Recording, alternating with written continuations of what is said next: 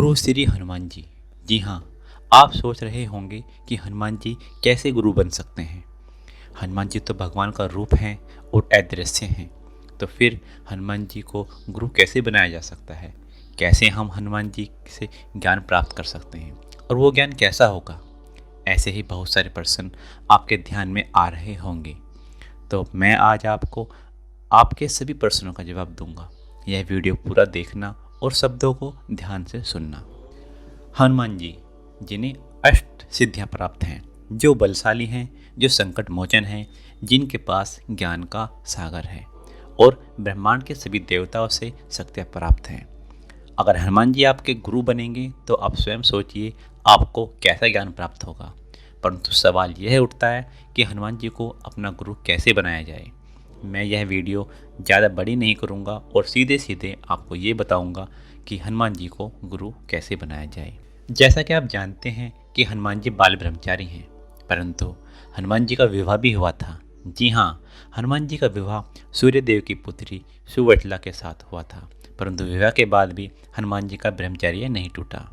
हनुमान जी ने सिर्फ ज्ञान प्राप्त करने के लिए सूर्यदेव की पुत्री से विवाह किया था। विवाह संपन्न होने के बाद सुवर्चला सदा के लिए तपस्या में लीन हो गई और हनुमान जी भी ज्ञान प्राप्त करने में लग गए। और एक बात और, हनुमान जी के एक पुत्र भी था जिसका नाम मकरध्वज था। हनुमान जी की पसीने की बूंद से मकरध्वज का जन्म हुआ। ये जो मैंने आपको अभी बताया कि हनुमान जी के पसीने की मात्र एक बूंद से मकरध्वज का जन्म हुआ, ये कैसे संभव है, ये भी मैं आपको बता देता हूँ।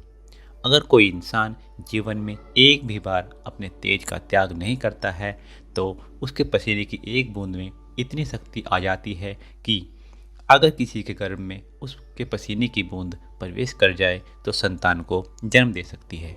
यही कारण था जिससे हनुमान जी के पसीने की एक बूंद से मकरध्वज का जन्म हुआ। एक बात और, यह जरूरी नहीं कि किसी जीव का जन्म सिर्फ संभोग प्रक्रिया से ही हो। जीव की उत्पत्ति वातावरण में तत्वों के मिलन के कारण भी हो सकती है। वातावरण में तत्वों के मिलन से जीव की उत्पत्ति होती है। जैसा कि अगर पसीने के भीगे कपड़े को गेहूं के भूसे में दबा दिया जाए तो चूहे की उत्पत्ति हो सकती है। ठीक इसी तरह तत्वों के मिलन से अन्य जीव की उत्पत्ति भी संभव है। जो भी मैंने आपको बताया वो इसलिए था ताकि आपके कुछ सवालों के जवाब मैं साथ साथ देता रहूं। तो अब बात करते हैं हनुमान जी को अपना गुरु बनाने की। हनुमान जी को अपना गुरु बनाने के लिए सर्वप्रथम आपको हनुमान जी के बारे में जानना होगा, जैसा कि हनुमान जी को क्या पसंद है और क्या नापसंद है। कोई भी ऐसा कार्य ना करें जो हनुमान जी की दृष्टि में गलत हो, जैसा कि किसी जीव का मांस ना खाएं, किसी जीव की हत्या ना करें, कभी किसी के बारे में बुरा ख्याल ना दे दें, किसी का अपमान ना करें, वासना से दूर रहें और अपनी सभी कायाओं पर नियंत्रण रखें। जैसे पहली काया भौतिक काया, कभी भी आवश्यकता से अधिक भोजन ना करें। जब भूख लगी हो तभी भोजन करें, सिर्फ इच्छा होने पर भोजन ना करें। दूसरी काया बुद्धि काया, बुद्धि में आए विचारों के परिणाम को सोचकर ही कर्म करें। अगर परिणाम बुरे हो सकते हैं तो वो कर्म ना करें। तीसरी काया विवेक काया, जीवों से प्रेम और करुणा का संबंध बनाए रखें। चौथी काया संस्कार काया, अपने ऐसे नियम बनाओ जिससे ना तो आप कभी खुद किसी समस्या में आओ और ना ही दूसरा कोई आपकी वजह से किसी समस्या में आए। पांचवी काया चित्त काया, अपने किसी भी कर्म को करने से पहले अन्य कायाओं की इच्छाओं को ध्यान में रखें, क्योंकि हर एक काया अपनी इच्छा के अनुसार कर्म करती है। ये थी सभी कायाओं के बारे में छोटी सी जानकारी। वैसे सभी कायाओं के लिए मैं एक अलग से वीडियो बना दूंगा। हनुमान जी का ध्यान लगाने से पहले अपने सभी कायाओं पर नियंत्रण पाना और सभी की इच्छाओं से मुक्त होना बहुत आवश्यक है। हनुमान जी का ध्यान लगाने के लिए आपको एक ऐसा स्थान चुनना है जहां आपको कोई डिस्टर्ब ना कर सके। एकांत स्थान पर जाकर हनुमान जी का ध्यान लगाना है।